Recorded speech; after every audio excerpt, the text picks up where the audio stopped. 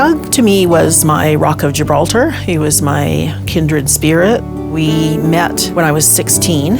I always feel like I'm still married to him because I am, and he is always my best friend. We made our wonderful 4 children together, and we really had such fun.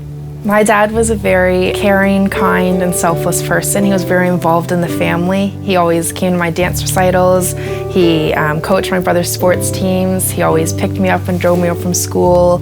He was just primarily and absolutely a family man. You could just tell that us kids were his pride and joy. He just put us first before everything. We were a very, very close family, and we still are, which is a blessing. It was a Saturday before Father's Day. Doug and Emily were driving home from visiting his parents.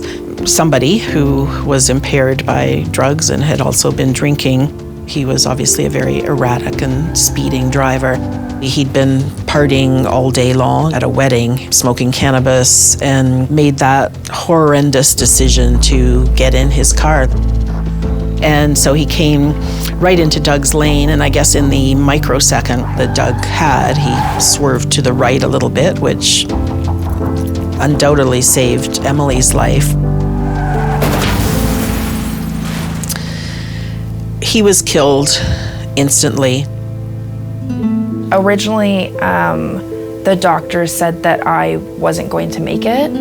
I had broken bones, lots of stitches and contusions, and I had a catastrophic brain injury. I just remember the doctor saying that she was on life support. Although at first I didn't know how bad my diagnoses were, I was very determined to work hard and get back to how I was before. I worked with a speech pathologist, I worked with an occupational therapist, and a rehabilitation specialist, so they helped me a lot with my cognitive difficulties. I wanted to be like every other normal kid, but I couldn't because of this crash. She's not the same Emily. She won't ever be the same Emily that she could have been. It's such a horrendous, preventable crime, and that's the tragedy of it. He could have arranged a designated driver. He could have done anything else than what he did. I think my family has been robbed of so many memories that could have been made. I always wonder what life would be like if he were still here. He missed my grade 8 graduation, he missed my grade 12 graduation, he missed me going to university, and I just wonder what it would have been like if he were there.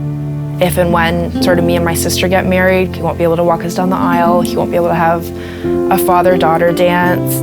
I'd like to think that he's looking down on us, but that's very different than him actually physically being here and being with us.